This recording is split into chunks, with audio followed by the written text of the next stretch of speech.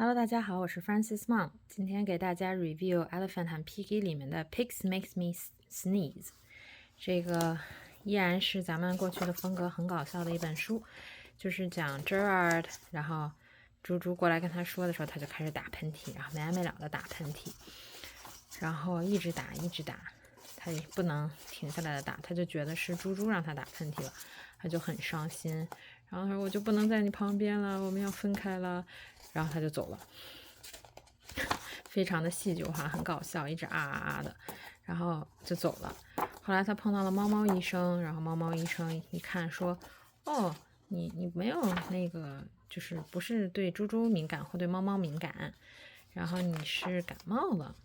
然后他就觉得哦感冒了，他就好开心啊。然后他说谢谢你啊医生，他就赶紧去找 Piggy 说好消息，我是感冒了。结果猪猪被他的喷嚏就是给传染了，